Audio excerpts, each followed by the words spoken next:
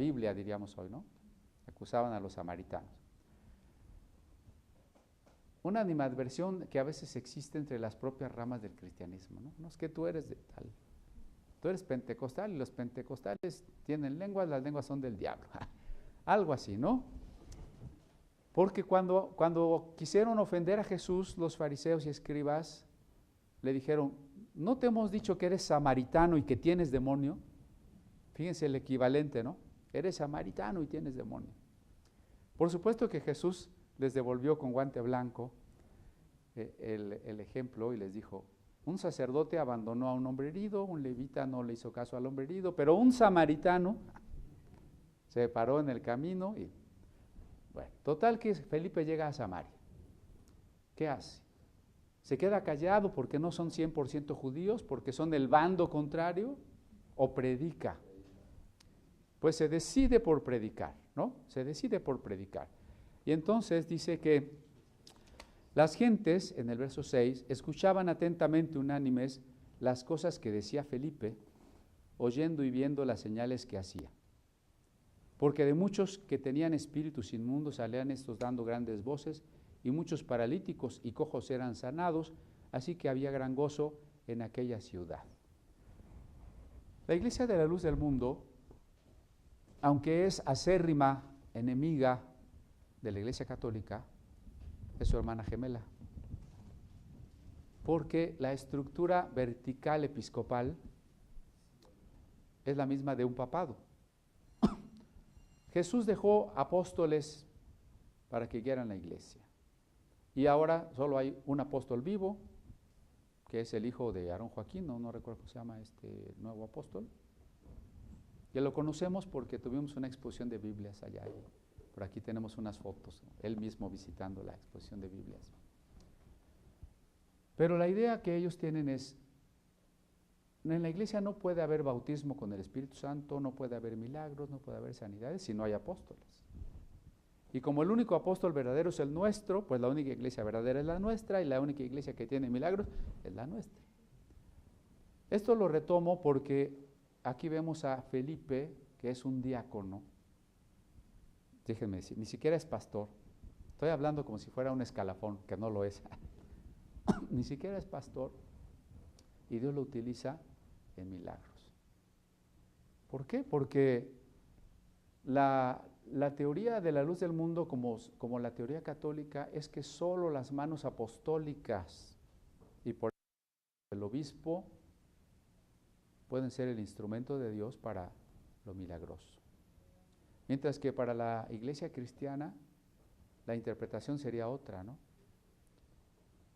Dice Marcos 16, el que creyere y fuera bautizado será salvo, y estas señales seguirán a los que creyeron.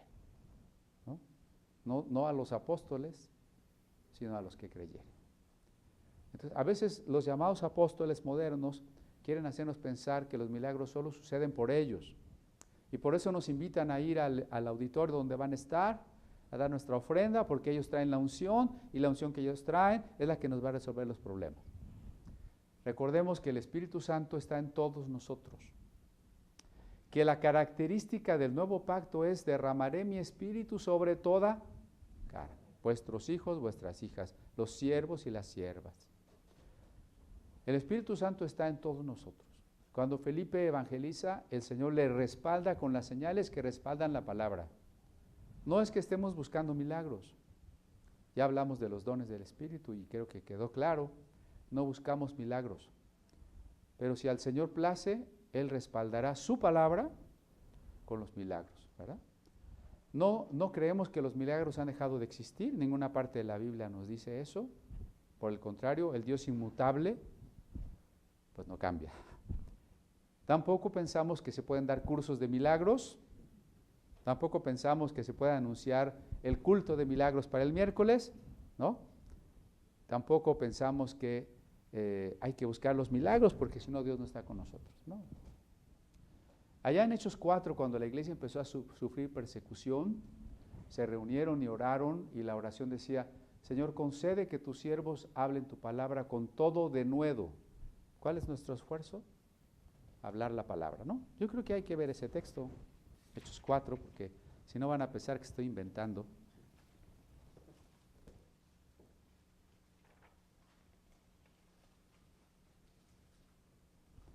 En Hechos 4, desde el momento del verso 23, los apóstoles vienen con la iglesia.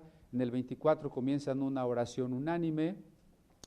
Ellos, habiendo oído, alzaron unánimes la voz a Dios. Alzaron unánimes la voz a Dios. Esto es una frase muy delicada, ¿eh? No se trata de que cuando oremos, pues todos oremos, ahora sí que cada quien para su santo. Porque allá en 1 Corintios 14 dice que cuando hablas, cuando oras, tienes que hacerlo en la lengua que todos entiendan para que el otro diga amén a tu oración. ¿Recuerdan el texto? ¿O también vamos al texto? Mejor vamos, pero no pierdan Hechos 4. En 1 Corintios 14, hablando del orden del culto y de por qué a veces no es correcto hablar en lenguas si no hay intérprete, dice en el versículo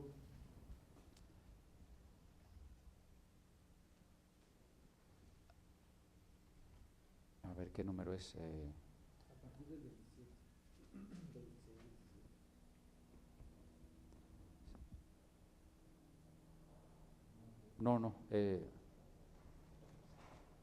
El 16, 14, 16. Porque si bendijeres con el Espíritu, es decir, en lenguas, el que ocupa el lugar de un mero particular, ¿cómo dirá amén a tu acción de gracias? Pues no sabe lo que has dicho, ¿no? Hay una iglesia en la que yo trabajé como 4 años en las misiones. Y muchas veces decía, hermanos, vamos a orar. Y yo quería orar en el sentido de lo que se había predicado, pero nadie me oía porque todos empezaban a orar a gritos, ¿no? Incluso a veces se volvía como una manera de lamento, pero no es más que costumbre, ¿no? Porque cuando uno oía la oración, no es en son de burla, pero uno oía, Señor, y dice, amén.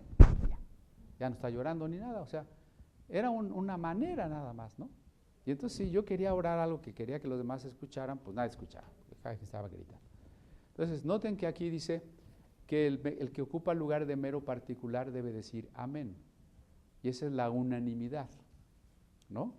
¿Por qué la unanimidad? Porque vamos a pedir porque el hermano David está enfermo. Hermanos, vamos a pedir por el hermano David. Entonces, Señor, te rogamos que en tu voluntad sanes al hermano David. ¿Qué debemos de pedir? Todos, por lo mismo. Porque si yo pido eso y otro está pidiendo por la ofrenda, y otro por los alimentos, y otro por, no sé, ¿verdad? No tiene sentido. O sea, la unanimidad es que todos oremos en el mismo sentido. Entonces, aquí alzan la voz, pero unánimes, ¿no? Y se puede redactar la oración. Y se cita un salmo sobre el anuncio de la persecución, y luego en el verso 29. Ahora, Señor, mira sus amenazas y da a tus siervos que con toda confianza hablen tu palabra.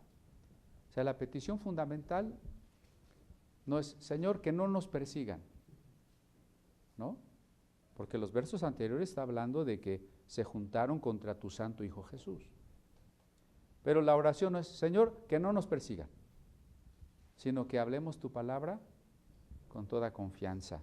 Mientras tú extiendes tu mano a que sanidades, milagros, prodigios sean hechos por el nombre de tu santo Hijo Jesús.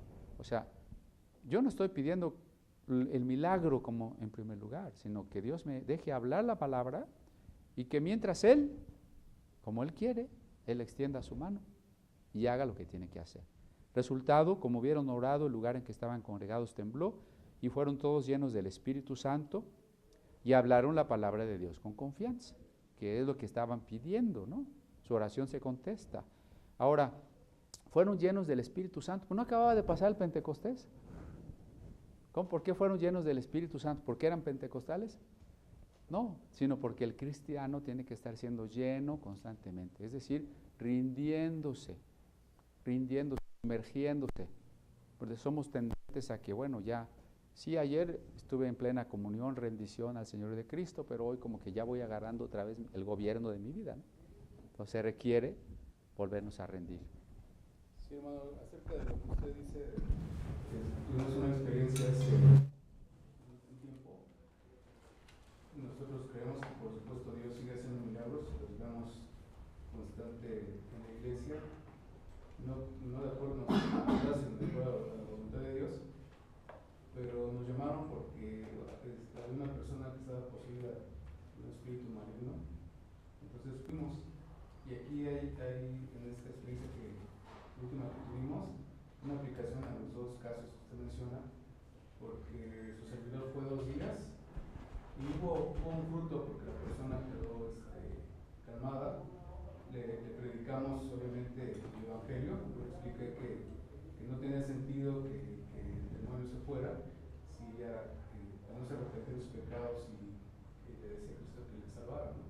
Que eso era lo importante, que su corazón fuera una habitación para el Señor, y lo hizo, pero seguía teniendo dificultades con ese espíritu. Entonces yo ya no pude estar yendo después, pero fueron unos hermanos de la iglesia y Dios se manifestó porque hubo una liberación total, gracias a Dios, una evidencia de conversión, porque esta persona, sin que nosotros le dijéramos, tomó sus ídolos y estaba metiéndose en cuestiones de espiritismo. Todos los artefactos que le habían dado los echó en una bolsa y algunos eran de oro y los fue a tirar. Casi le queríamos decir dónde, ¿no? Algunos eran de oro, los fue a tirar y comenzó a congregarse, no con nosotros en otra iglesia. Pero traigo esta colación porque, como usted dice, es el Señor y se puede manifestar a través de verse la palabra a cualquier hijo suyo, ¿sí? Su servidor fue, pero después fueron otros hermanos que no son oficiales de la iglesia y Dios se manifestó a través de ellos. Y la otra cuestión es que en la primera noche que estuvimos ahí en oración, como el demonio se manifestaba y esta persona se alteraba, pues de repente todos orábamos en voz alta, ¿no? Y fuerte al Señor, pues diciendo que se manifestara, que echara eso. Y me acuerdo que como dentro de todos, como orábamos en voz alta, un hermano, pues movido quizá por el nervio, por el miedo, siempre le da uno nervios, en lugar de decir, sal demonio, decía, sal Señor Jesús, sal Señor Jesús, ¿no? Y yo dentro de mí decía, no se ayuda de esa forma, ¿no? Es decir, le traigo colación porque lo que usted dice, ¿no? Levantar unánimes la voz no significa necesariamente eso, ¿no? Pero pues ahí, si nos pusiéramos de acuerdo, yo empecé a orar en voz alta, pero después todos empezaron a orar porque veían esa manifestación. Y pasó eso, ¿no? Yo obviamente decía, ay, recuerdo, ya no me está apoyando, ¿no? Pero les comparto eso porque me acordé de lo que usted menciona en este pasaje. El hermano Francisco, digo para la transmisión, porque no oyeron los saludos, de la Iglesia Presbiteriana Conservadora. Quiero aclarar que no estoy hablando contra los diferentes tipos de oración. Puede haber oración silenciosa, es muy importante la oración silenciosa, el silencio, por ejemplo, el desierto. El Señor prepara a sus siervos en el desierto. Y el desierto es por excelencia silencioso, ¿verdad?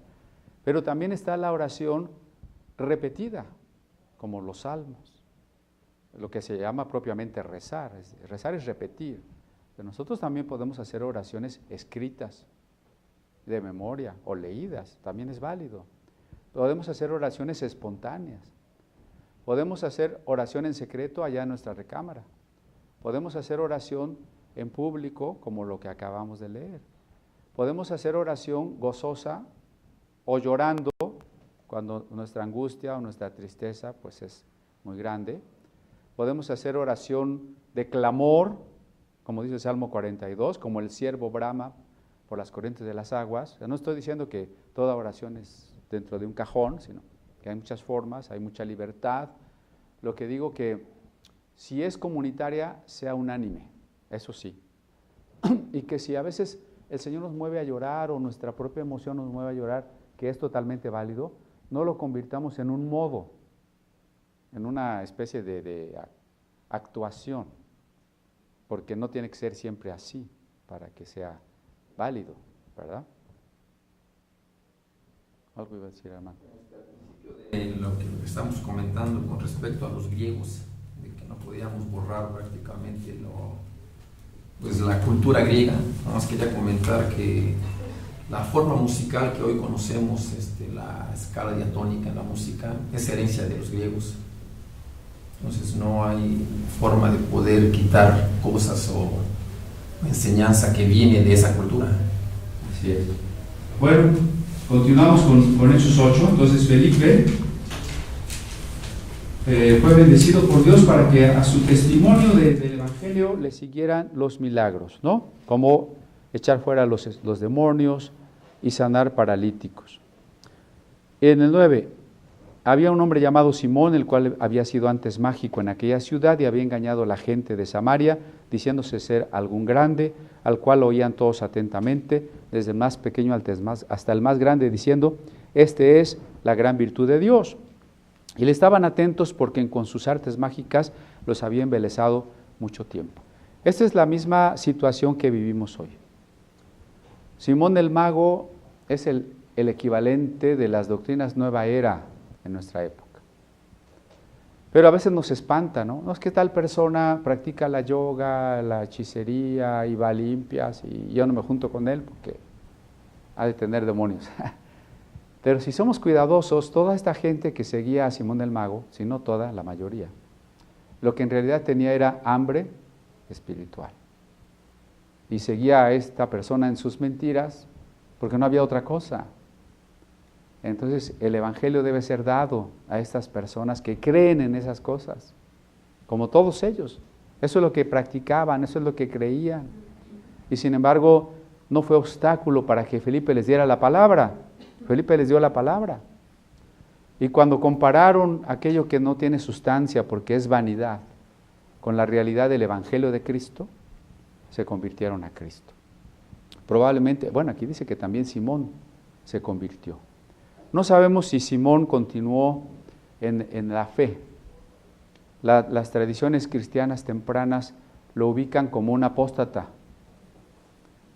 porque parece que hubo antiguamente una secta de Simón el Mago, ¿verdad?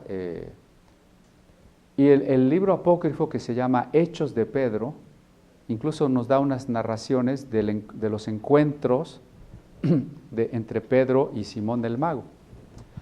Claro, son inverosímiles, porque se supone que Pedro va a buscar a Simón en Roma y Simón no lo quiere recibir. Entonces Pedro hace que milagrosamente un perro negro que anda por ahí hable y que se meta a la casa de Simón y le dé el mensaje, ¿no? Y luego el perro le da el mensaje a Simón el Mago y luego sigue hablando de su cosecha, cosas que Pedro no le dijo. Y bueno, o sea, es así como ya muy fantasioso, pero por lo pronto refleja una tradición que supone que Simón el Mago se apartó de la fe cuando los apóstoles rechazaron su dinero y que hubo una secta de los simonianos, ¿verdad? Bueno, cuando creyeron a Felipe que anunciaba el Evangelio del reino de Dios y el nombre de Jesucristo, se bautizaban hombres y mujeres. Noten ustedes que la Biblia empieza a ser abierta en la igualdad entre hombres y mujeres. Por eso nosotros no necesitamos las doctrinas feministas ni las de equidad y género, porque el cristianismo ya contiene un principio de igualdad ante Cristo del hombre y de la mujer. Por eso ni estamos con el extremo machista, donde incluso los judíos a las mujeres no las bautizan de la misma manera que a los hombres. Las mujeres no pueden acercarse a un rollo de la Torá, ni mucho menos tocarlo. Y por ahí me contaba Silvia que una persona judaizante allá en Chiapas les dice a las mujeres que durante su periodo están impuras y pues que den una ofrenda equivalente a las 2 palomas para que pues, se limpien, ¿verdad? Entonces no hay esa discriminación en el cristianismo. Las mujeres y los hombres se bautizan por igual y bautizan por igual, porque son discípulos, ¿no? Todo bautizado es un discípulo y todo discípulo tiene que hacer discípulos, bautizándolos. Vamos a ahondar, yo creo, la próxima en este punto, porque el evangelista bautiza. Y eso ya es todo un tema, ¿no? Eso ya es todo un tema que no sé si nos va a dar tiempo, pero por lo pronto sigo. El mismo Simón creyó también entonces, y bautizándose se llegó a Felipe, y viendo los milagros y grandes maravillas que se hacían, estaba atónito. Los apóstoles que estaban en Jerusalén, habiendo oído que Samaria había recibido la palabra de Dios, les enviaron a Pedro y a Juan, los cuales venidos oraron por ellos para que recibiesen el Espíritu Santo. Este texto es complicado, controversial, pero muy interesante. Es controversial porque cuando nosotros creemos en Jesús tenemos el Espíritu Santo. ¿Por qué dice que no habían recibido el Espíritu Santo? Porque en el lenguaje lucano, por cierto, Lucas, en 1833 se tradujo al náhuatl por el doctor José María Luis Mora, ¿no? Hablando de la Biblia en México. En el lenguaje lucano, descender el Espíritu, ser lleno del Espíritu, tener el Espíritu, todo eso es sinónimo de la experiencia de Pentecostés, de ser bautizado con el Espíritu Santo.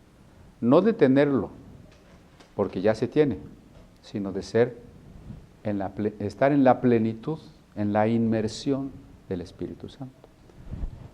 Bueno, entonces no es el tema de hoy, pero por lo pronto hay algo que sí llama la atención, porque cuando Pablo bautiza, Hechos 19, inmediatamente les impone las manos para que sean llenos del Espíritu Santo.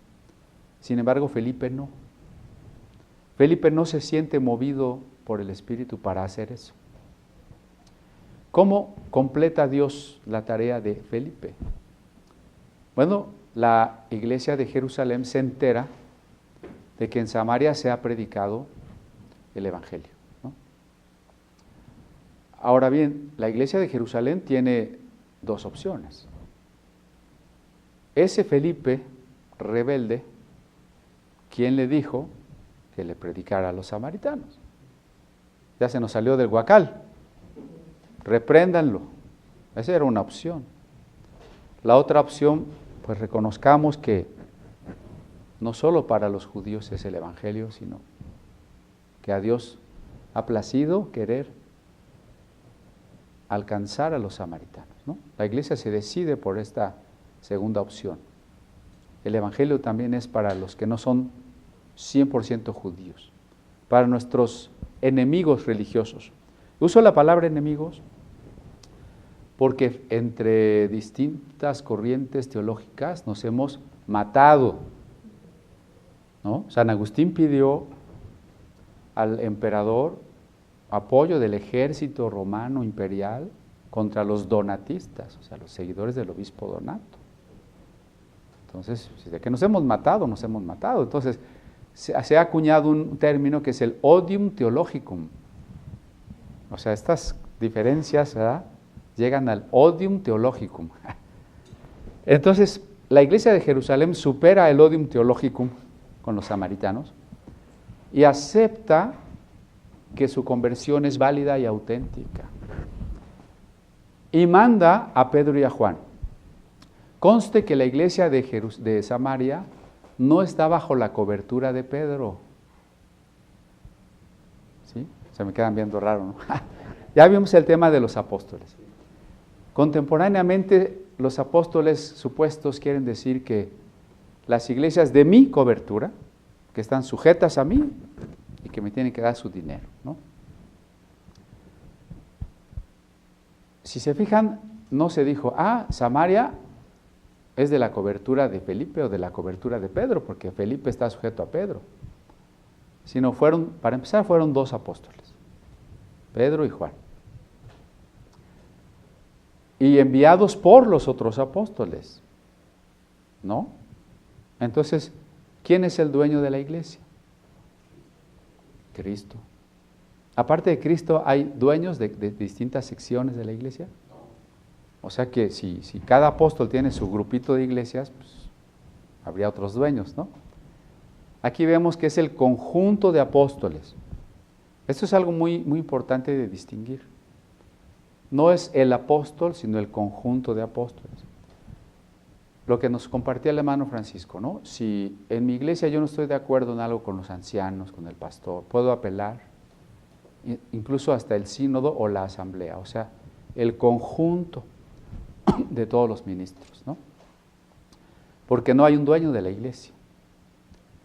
Entonces lo ideal es que haya un conjunto de hermanos maduros que representan no una iglesia local, sino a la iglesia, a la obra, ¿verdad?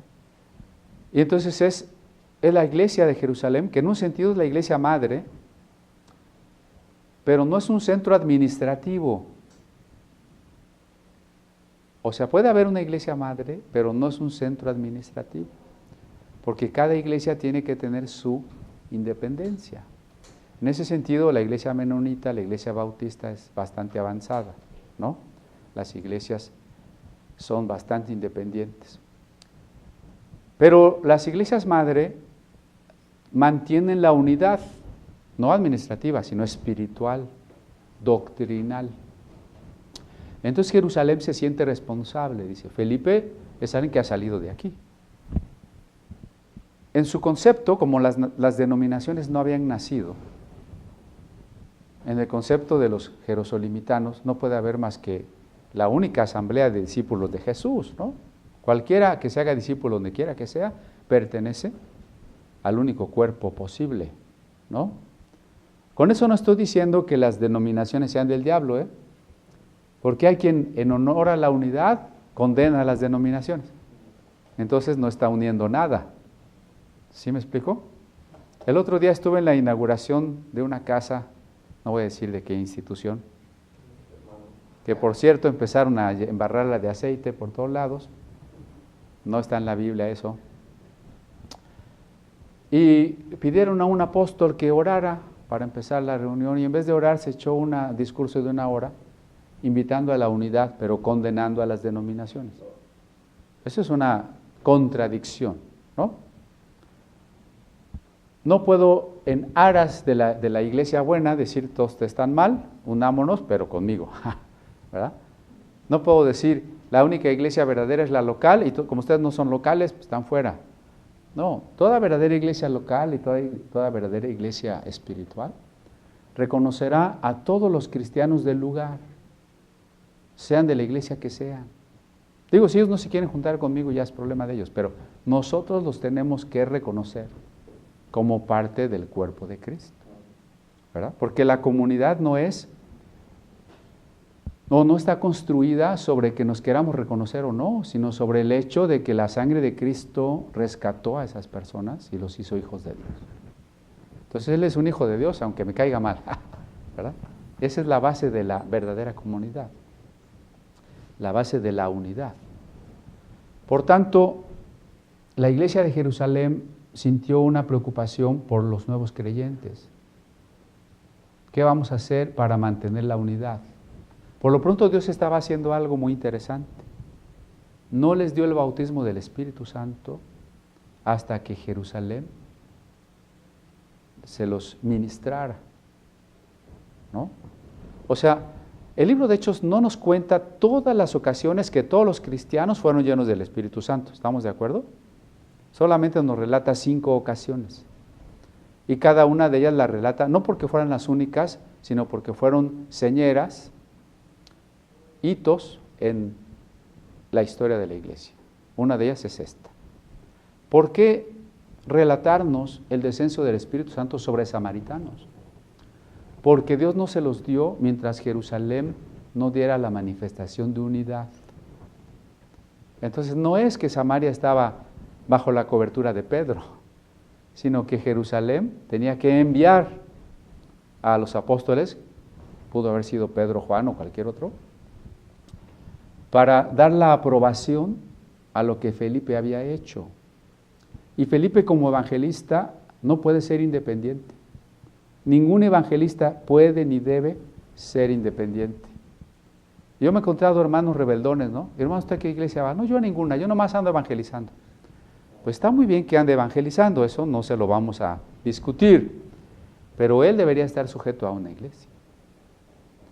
Y como testificó el hermano, pues aquella persona liberada empezó a asistir iglesia, no necesariamente tiene que venir a la mía, pero a toda persona que yo evangelice, debo encaminarla, en la medida de lo posible, a una manifestación visible del cuerpo de Cristo, que es la iglesia local.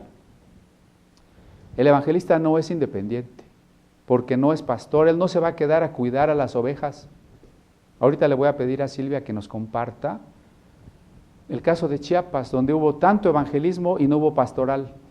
¿Qué pasa cuando el evangelista no es pastor ni se puede quedar allí? ¿Verdad? ¿Qué pasa cuando el evangelista no es apóstol, fundador de iglesias? ¿Verdad? Requiere estar sujeto y tener el respaldo de las iglesias, que tienen que continuar la obra y darle el sello de la unidad. Entonces aquí fue muy importante que vinieran estos apóstoles de la primera iglesia, la primera iglesia local, donde el Señor inició la manifestación de su cuerpo, ¿no?, para respaldar la predicación de Felipe e integrarlos a la unidad. ¿Cómo? A través de la imposición de manos, por la cual impartieron, no el Espíritu Santo, que fue el que los convenció de pecado, que fue el que los hizo nacer de nuevo, que fue el que obró maravillas y milagros entre ellos, sino para impartirles el bautismo con el Espíritu Santo, ¿verdad? ¿Dudas hasta aquí? ¿Comentarios?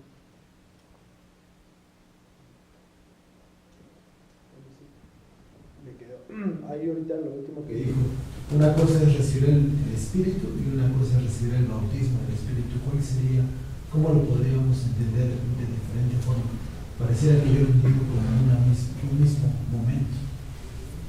Bueno, este pasaje es muy importante, por ejemplo, en ese sentido, para mostrarnos que, aunque se puede dar en el mismo momento, como Hechos 10, el caso de Cornelio, se puede dar en distinto momento.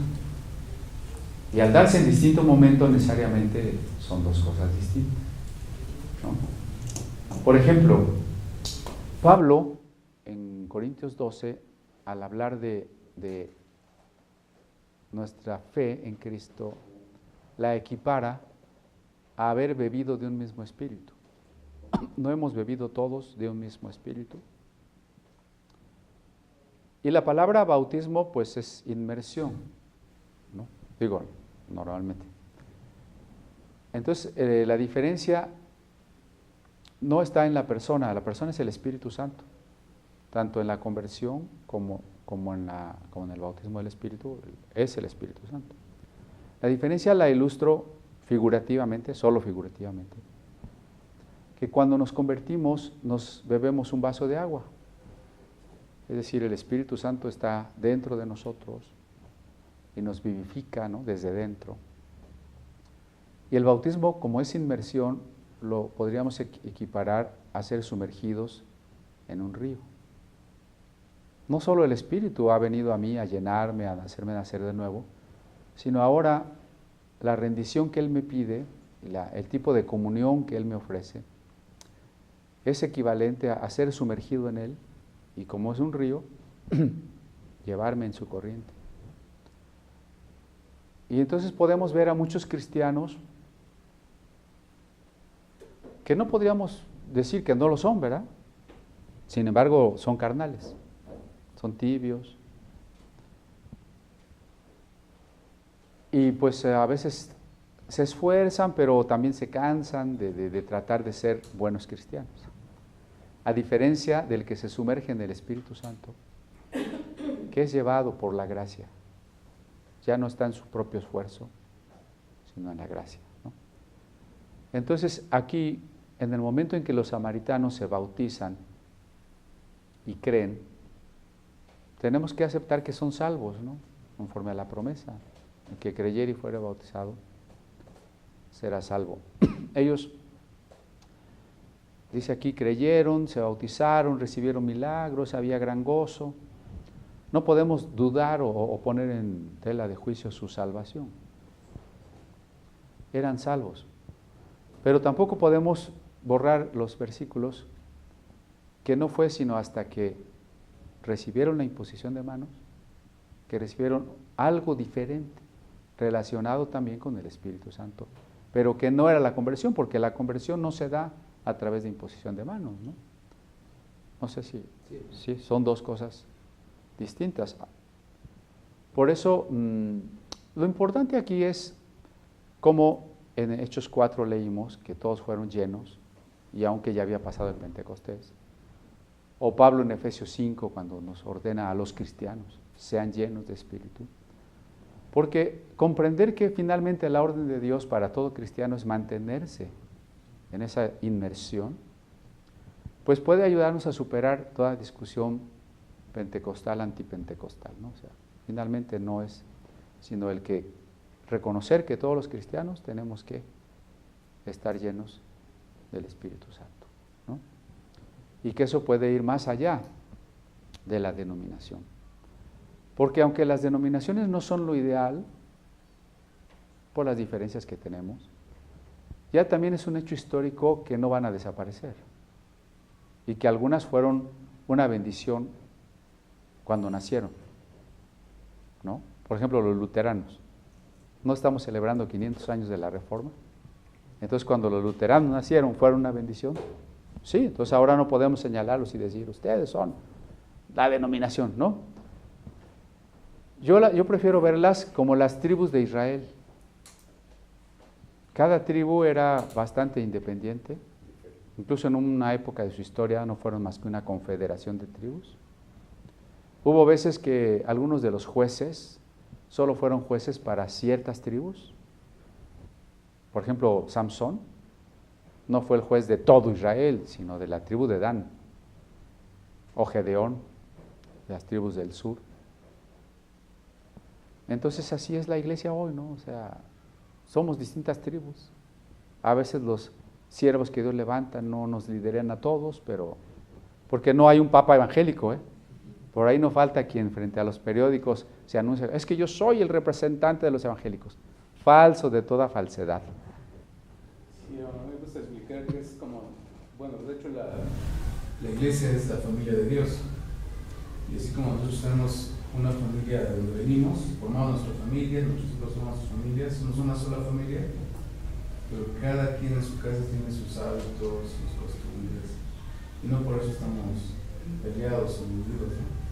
Entonces la iglesia de Cristo es una sola en todos los tiempos, pero Dios permite que esa sola iglesia se agrupe en diferentes iglesias con diferentes hábitos, costumbres o cuestiones, pero como se dice, lo importante es que estemos en el Espíritu y que esa llenura del Espíritu solamente la podemos tener a través de la palabra, porque el Espíritu está en la palabra.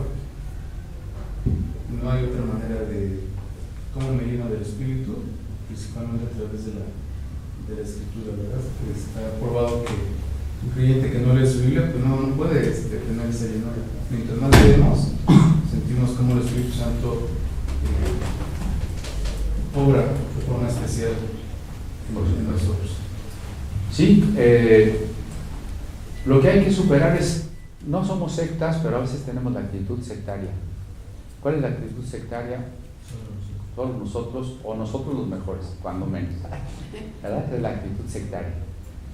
Y sin embargo hay que reconocer que un postulado de la Reforma es el libre examen, de tal forma que hay libertad para que en lo que no es fundamental podamos diferir, pero reconocemos que todos los que somos hermanos pues estamos confesando al mismo Señor, la misma fe, el mismo Cristo, el mismo bautismo, ¿verdad? Y sí, ciertamente la palabra es una manera en la que ayudamos a que el Espíritu vaya tomando ese control. Pero tiene que ir acompañado de la decisión total de entrega, ¿eh? Porque puede alguien, como fue el caso de los escribas, ¿no?, estar dedicado y empapado de la palabra y lejos de Dios. Esta entrega es muy importante y esta oración de unos por otros que vemos reflejada aquí en Hechos 8. Bueno, yo quiero dejar el tiempo a nuestra hermana Silvia. Ella es una joven de comunidad apostólica que llegó pues de adolescente. Ya cuando estaba terminando su carrera universitaria, conoció más de las persecuciones en Chiapas y pues se preocupó. Incluso estaba entre los hermanos que pues han tenido que hacer viajes allá desde, estamos hablando de hace 7 años o más, ¿verdad?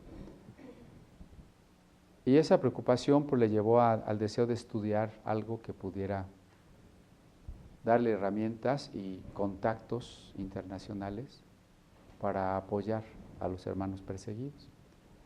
Bueno, se esforzó y el Señor le abrió las puertas y la provisión para ir a estudiar a Japón una maestría relacionada con el sustento de la paz, ¿no?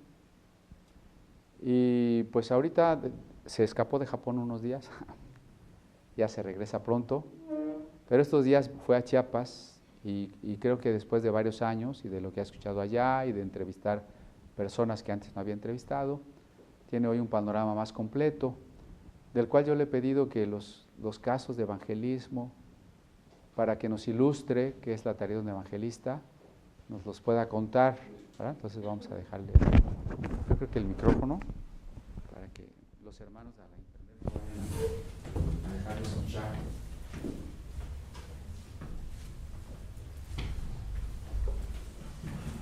Nancy, ¿le puedes enfocar la cámara?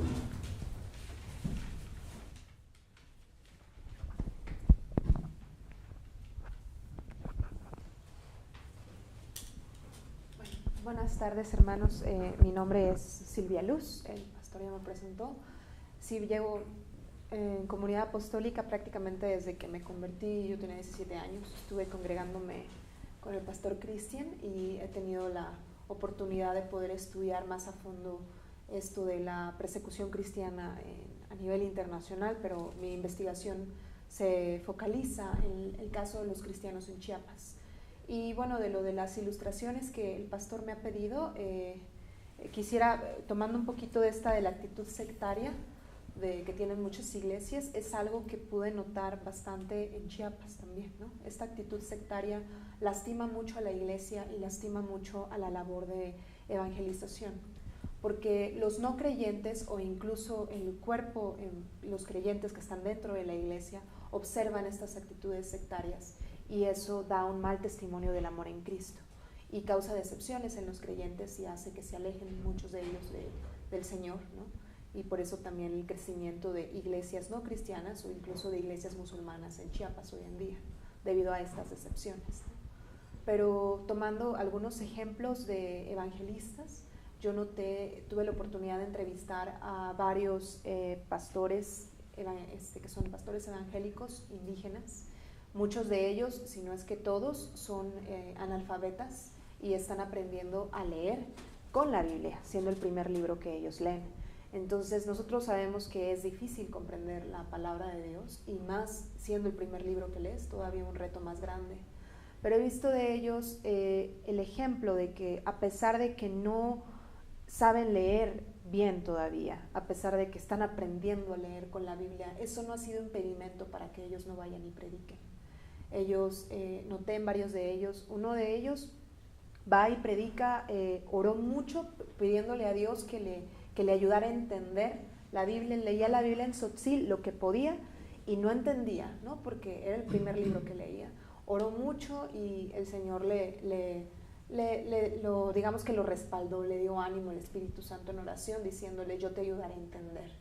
Y él ahora ya lo que hace es que lee un pasaje de la Escritura, lo comprende, para él es como un niño que recibe un regalo cada vez que puede comprender la Biblia y lo estudia y lo memoriza y prepara una enseñanza para compartir sobre eso en la radio. Otra manera en la que se ha también esparcido el Evangelio, compartido la palabra en Chiapas, en comunidades indígenas donde no hay pastor, es por medio de las radios independientes de los evangélicos. Casos como este pastor que él estudia con lo que sabe, con mucha fe, con mucho amor de compartir la palabra y habla en las estaciones de radio y le llega el mensaje en comunidades lejanas donde ni siquiera hay pastor. Hay iglesias que se reúnen en casa cada semana para escuchar la radio y tienen su tiempo de adoración juntos, pero como no hay pastor, digamos que es la iglesia y el pastor es lo que escuchan en la radio. Y un pastor me contaba que cuando se encontró uno de ellos, dice, ¿a qué viniste? A Tuxtla, ¿no? Porque él es una comunidad indígena. Y dice, vine a arreglar a mi pastorcito. Y llevaba la radio a arreglar porque se había descompuesto, ¿no? Entonces, es otra manera. Y también de otro, un hermano que sufrió persecución, que lo perdió todo, estuvo varios años afuera reclamando con el grupo de evangélicos que fueron expulsados de su comunidad, de Bawitz. Ellos estuvieron afuera y después de mucha lucha legal y reclamar al gobierno y apoyo también de iglesias locales, pudieron volver a su comunidad, y al volver a su comunidad, él ya les permitieron regresar, y él ya lleva ahí 2 años viviendo otra vez en su comunidad, pero le han permitido, más bien él, no le han permitido, le han prohibido que siga predicando la palabra, y eso a él no lo ha obstaculizado, ¿no? Él ha salido a seguir compartiendo puerta por puerta. Él tiene un horario en el que él va y predica puerta por puerta, y no solo en su comunidad, sino en comunidades vecinas. Él va a comunidades donde le tienen prohibido ir y donde hay una recompensa, que si lo cachan compartiendo la palabra hay una multa, y una recompensa. Llévalo, acúsalo de que lo viste haciendo eso, te vamos a dar un dinero. Y él lo sabe, y él aún así va. Y en lugares donde no lo dejan ni pasar, él se ha armado de estrategias con su familia para que le permitan el paso. Por ejemplo, oiga, usted no puede pasar porque ya nos dijeron a lo que viene. Y él dice, no, yo vengo acompañando a mi esposa porque ella quiere comprar algo aquí. Y va su esposa con el niño caminando con él, y les da confianza y lo dejan pasar, y entonces él va y predica puerta por puerta. Entonces son algunas ilustraciones de evangelistas, y en el caso de este hermano, él comenzó con este fervor en Cristo de hablarles a los demás de Jesús, y su corazón ha sido transformado en medida que él se entrega más a Dios, y ahorita ya está siendo entrenado para poder ser un pastor, digamos, en el sentido de conocer más de la Biblia, de tener más conocimiento de la palabra, ¿no? Pero yo creo que de las cosas más bellas que saco de estos ejemplos es de que el saber poquito de la Biblia no ha sido pretexto para ellos para no compartir la palabra. Y el poner en riesgo su vida tampoco ha sido pretexto para que ellos no vayan y compartan. Entonces, son casos que me llenan de gozo y que me dan mucha alegría para poder seguir esforzándome para poder ayudarles en un futuro. Eso es todo. De los hermanos que, a pesar de que han sufrido hostigamiento, a los propios hostigadores les han compartido. Sí, ellos salen y van y les comparten cuando vuelven a su comunidad, o cuando hay un pastor, el pastor que les comparto que está aprendiendo a leer y que va y que usa la radio, él va con sus vecinos. Él desde hace varios años le cortaron el agua y le cortaron la luz, y lo que hizo fue hacer un pozo, y del pozo saca el agua para su familia, y él va con sus vecinos que lo odian y va y les comparte y dice, hermana, estoy muy contento porque ya mis vecinos ya aceptaron al Señor. O sea, a pesar de eso, ¿no? Con el vecino que tanto daño le hizo, fue y que le compartió, y ya ellos ya también se volvieron cristianos. Entonces ha sido también ese testimonio de amor al prójimo por encima de la propia comunidad de uno. Muy bien, entonces vamos cerrando en 2 cosas muy importantes, ¿no? Primera, todos nuestros feligreses deben ser evangelistas, pero ese trabajo depende mucho de nosotros. O sea, como pastores nos llevamos el reto de hacerles entender, de involucrarlos, de hacerles ver la responsabilidad, de encontrar estrategias para que realmente lo hagan. Es importante que lo estén haciendo. Quizá a veces habrá que dar pequeños cursos de cómo compartir la palabra, porque efectivamente habrá gente que no tiene la menor idea, aunque lo más importante es que la experiencia de conversión sea auténtica, porque en ese caso, aunque yo no sepa gran cosa, es propiamente testimonio. Pero sí vale la pena que demos cursos. ¿Qué es lo que se comparte cuando se da el Evangelio? No voy a ir a regañarlo porque toma, no voy a ir a decirle que deje el cigarro, no voy a decirle que rompe las imágenes, no voy a decirle que vamos a orar para que Dios le dé trabajo. Todo eso no es el Evangelio. La esencia del Evangelio es que se rinda al amor de Cristo, que responda al amor de Cristo diciéndole sí, ¿verdad? Aceptando ese perdón que Cristo ofrece y rindiéndole la vida a Cristo para que sea nuestro gobernante y Señor. Esa es la esencia del Evangelio. Entonces sí hay que reiterárselos y equiparlos para que vayan y evangelicen. Incluso hasta algunas estrategias que pueden servir de ánimo, porque si el pastor me va a preguntar o me va a permitir testificar de cómo me fue en el evangelismo de esta semana, ¿verdad? Yo creo que los grupos como los testigos llevan hasta un control. ¿A qué casa visitaste? ¿Cuántas casas visitaste? ¿Por qué no viniste ayer? No sé si sea necesario llegar a tanto. A veces creo que sí.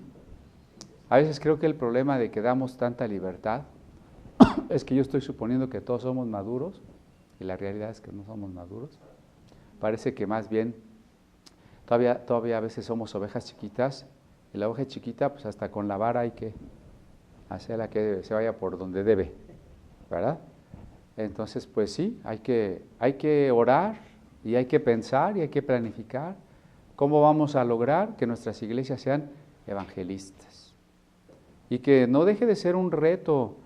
Dice Pablo que Dios quiere mover a celo a los judíos con la conversión de los gentiles. Yo parafraseando ese texto diría que Dios nos mueva a celo cuando vemos que Pare de Sufrir, Testigos de Jehová y otros se están llevando a la gente a la que deberíamos de haberle predicado nosotros, ¿no? Entonces, es un desafío que nos tenemos que llevar. La otra, tener muy claro que el evangelista no puede ser independiente. El evangelista requiere la confirmación de la iglesia, por decirlo sin que se malentienda, la confirmación apostólica, porque volviendo al caso de Chiapas, Chiapas es un estado donde más del 35%, y creo que me quedo corto, de la población es evangélica. Municipios como el de Chenaló tiene un 70% de población evangélica. Es decir, el evangelismo allí fue mucho, ya sea por los misioneros o por los propios indígenas que se fueron convirtiendo, ¿verdad? Entre los choles, celtales, tzotziles, chamulas, lacandones, mayas, tenemos mucho indígena y mucho, o no indígena, evangélico en Chiapas, Guatemala. Sin embargo, es claro que falta el trabajo pastoral. ¿Por qué? Porque la mayoría de hermanos no tienen doctrina, pues. Ese es un primer problema, no hay doctrina. Son carnales, muchos son carnales, o sea, igual que en Tabasco, donde hay una gran población evangélica. Sí soy evangélico, pero te saco el machete, ¿no? Sí soy evangélico, pero tengo mis 3 casas por acá, con mis 3 mujeres, ¿no? O sea, es un problema. Y eso hace que vengan las sectas y se empiecen a llevar. Muchas de las iglesias indígenas han caído bajo la herejía judaizante en su forma cabalística supersticiosa. O sea, imagínense, si ser judaizante ya es caer de la gracia, ahora imagínense si además le añadimos la superstición. Muchos indígenas, otrora evangélicos, hoy son musulmanes.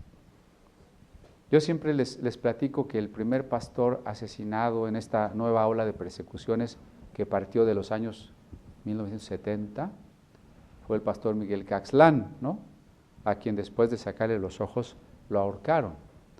Y sabemos que el gobierno no hizo ninguna defensa y eso desató la impunidad para la ola de persecución que resultó en 35,000 expulsados. Bueno, pero a lo que voy es que el nieto de este pastor es el líder musulmán de Chiapas. Díganme si no es triste, si no es un ejemplo que nos revela que hubo evangelismo, pero no hubo trabajo pastoral, no hubo trabajo apostólico. O sea, de alguien que anduviera recorriendo. Bueno, seguramente hubo, pero no fue suficiente, no estoy diciendo. Seguramente hubo. No fue suficiente. No hubo suficientes hermanos que anduvieran de iglesia en iglesia, fortaleciendo, resolviendo problemas, dando doctrina, ¿no? Y sobre esa base, la unidad.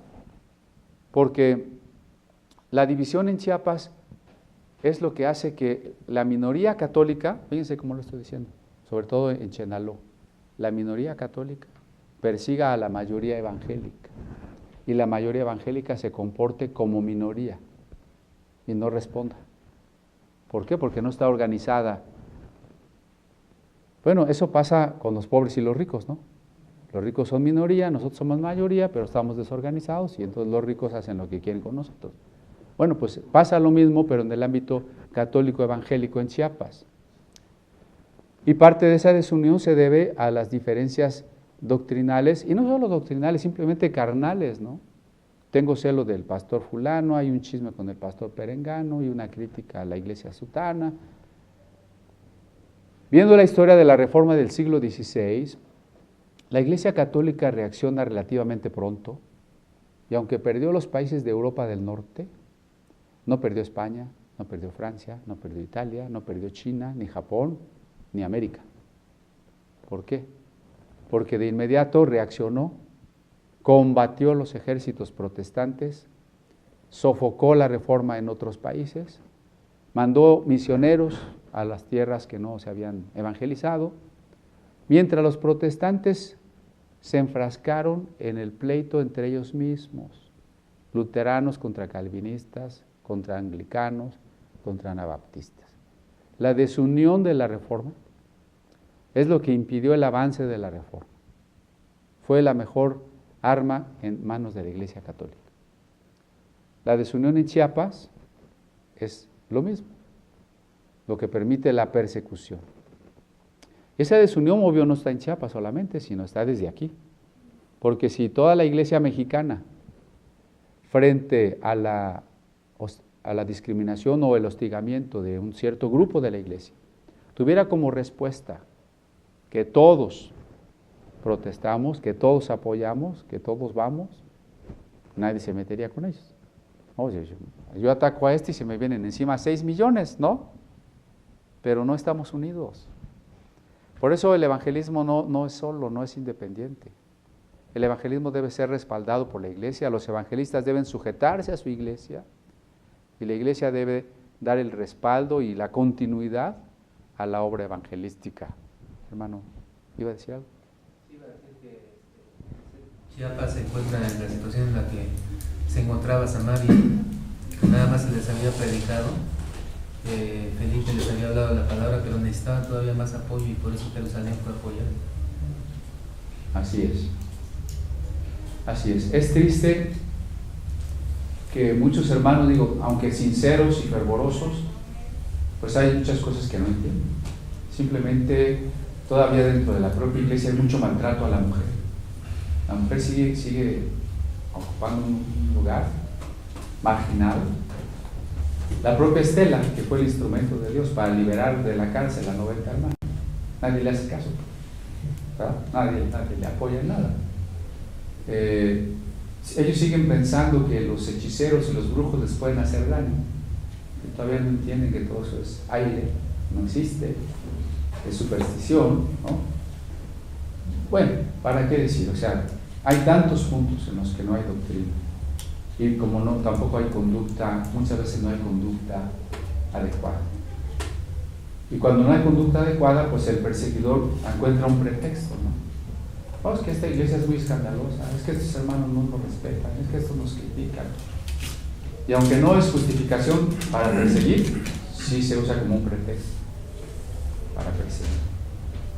Bueno, pues, si no hay más preguntas, comentarios, ¿sí, hermano? Sí, cuán importante es lo que usted nos ha compartido en esta tarde. Leí un libro que escriben unos profesionales de la UNAM, no es escrito por cristianos. Me llamó la atención porque se llama Sectas Destructivas y escriben médicos, escriben abogados de la UNAM y ellos hicieron un estudio de las sectas en México. Me llamó la atención en algunos puntos. Uno de ellos es que ellos atribuyen el crecimiento de sectas en nuestro país a la corrupción que hay, porque muchas de las sectas violan los derechos de las personas y no hay quien diga nada, porque muchas de esas sectas entran a nuestro país sobornando a gobernantes. Se mencionan casos específicos. Me llama la atención que dice que las sectas generan un efecto tan destructivo en sus adeptos que las personas adecuadas para tratar a las personas que llegan a salir, si es que salen, es muy difícil, son aquellas que tienen preparación para tratar a gente que está en guerra. No cualquier psicólogo, sino alguien con ese tipo de preparación puede tratar de conseguir una secta. Y al final mencionan, y eso es pues triste, se llama la atención, que otro de los factores que hace que las sectas crezcan y no las iglesias, o lo que realmente es una iglesia, porque ellos definen lo que es una secta, y es muy atinada su definición, aunque no es de un sector cristiano, es el poco trabajo de las verdaderas iglesias. Mientras ellos trabajan mucho, nosotros no hacemos gran cosa, ¿no? Pues nos desafía, ¿no?, a pensar si tenemos un granito de arena que poner hacia allá. No solo Chiapas, la condición es muy parecida en Oaxaca y en muchos otros lugares, donde las doctrinas del movimiento de la fe y la música rock and rollera están invadiendo todo.